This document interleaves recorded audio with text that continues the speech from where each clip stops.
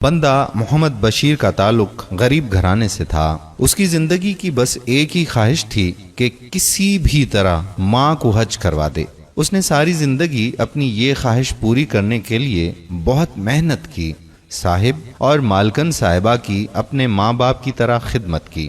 Office کی file سے لے کر صاحب کے گھر کی سبزی تک ہر ذمہ داری اپنے اوپر اٹھا لی، لیکن ان تمام فرائض کی ادائیگی کے بعد اسے صرف 8,000 روپے ملتے تھے۔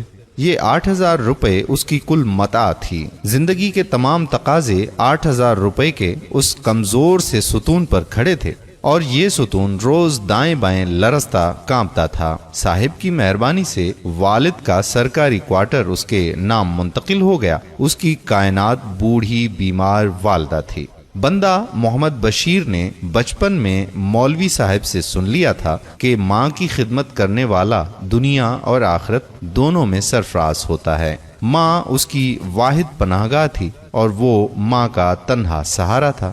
وہ دن کے وقت چیئرمین صاحب کی چاکری کرتا اور صبح شام اور رات میں والدہ کی خدمت کرتا۔ یہ اس کی کل زندگی تھی۔ میں آپ کو یہ بھی بتاتا چلوں کہ بندہ محمد بشیر نے شادی نہیں کی۔ کیوں؟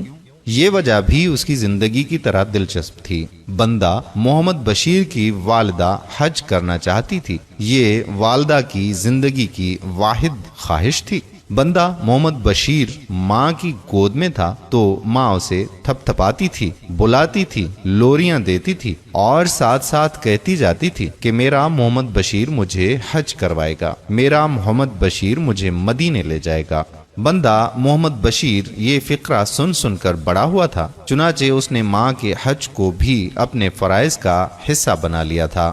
وہ ماں کو ہر صورت حج کروانا چاہتا تھا۔ حج مہنگا تھا اور بندہ محمد بشیر کی آمدنی قلیل تھی۔ وہ اگر اس قلت میں شادی بھی کر لیتا تو ماں کا حج ناممکن ہو جاتا، چنانچہ اس نے ماں کے حج تک شادی نہ کرنے کا فیصلہ کر لیا۔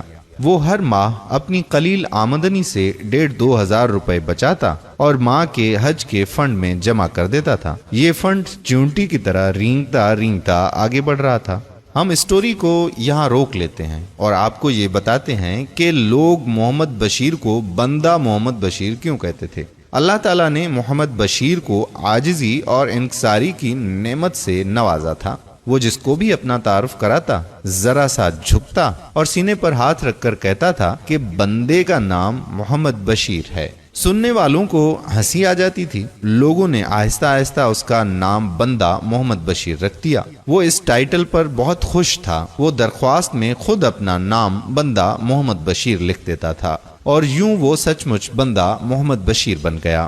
ہم واپس ماں کے حج کی طرف آتے ہیں۔ بندہ محمد بشیر نے بہرحال 2005 عیسوی میں حج کے پیسے جمع کر لیے۔ وہ درخواست جمع کروانے گیا تو پتہ چلا کہ ماں محرم کے بغیر حج نہیں کر سکتی۔ یہ پھر ایک اور مسئلہ کھڑا ہو گیا۔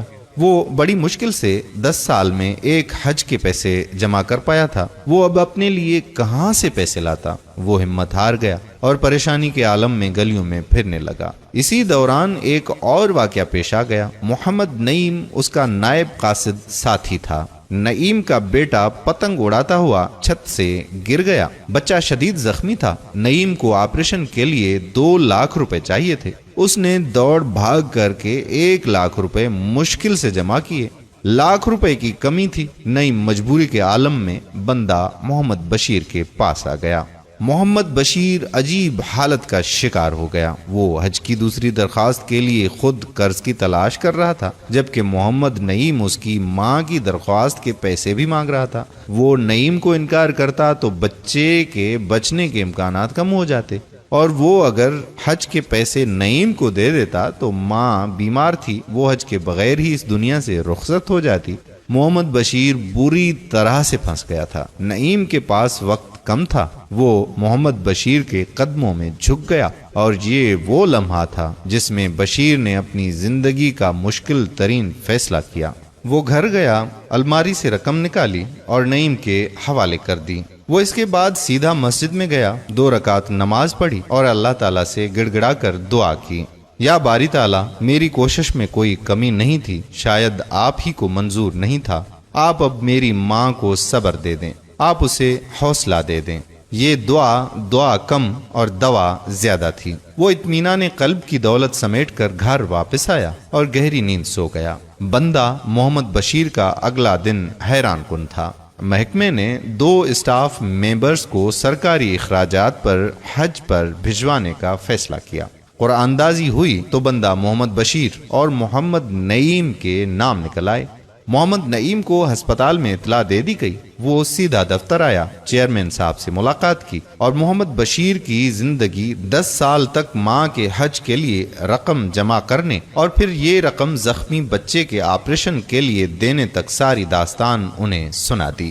چیئرمین کے ماتھے پر پسینہ آ گیا۔ محمد نعیم نے چیئرمین سے عرض کیا کہ میری درخواست یہ ہے کہ آپ میری جگہ محمد بشیر کی والدہ کو حج پر بھجوا دیں۔ میں جوان آدمی ہوں، مجھے اللہ تعالیٰ مزید مواقع دے دے گا۔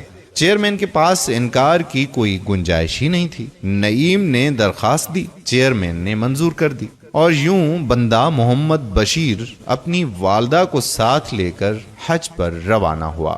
محمد بشیر حج کے دوران اپنی ماں کی جی جان سے خدمت کرتا رہا۔ یہ خدمت دیکھ کر ایک ساتھی خاندان متاثر ہوا اور حج کے دوران ہی اسے بیٹی کا رشتہ دے دیا۔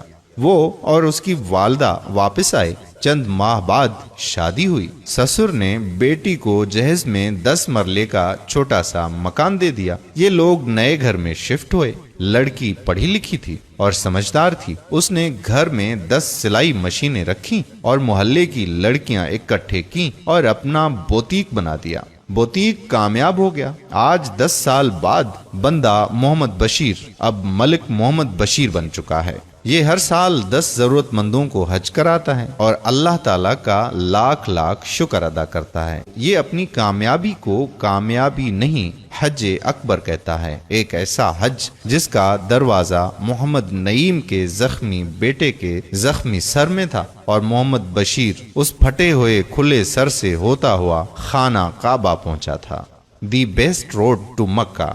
میرے پیارے بھائیوں اور بہنوں، ماں اور باپ کی حد درجہ خدمت کریں۔ اللہ پاک کی رضامندی والدین کی رضامندی میں ہے۔ اس ویڈیو کو شیئر کرنا مت بھولیے گا۔ اگر آپ نے ابھی تک ہمارا پیج پیارا اسلام لائک نہیں کیا تو ابھی سے لائک کر کے فالو کر دیجئے۔ ساتھ ساتھ ہمارے یوٹیوب چینل پیارا اسلام کو بھی سبسکرائب کر دیجئے تاکہ ہم ایسی مزید معلوماتی ویڈیوز آپ تک پہنچاتے رہیں۔ جزاک اللہ خیرہ۔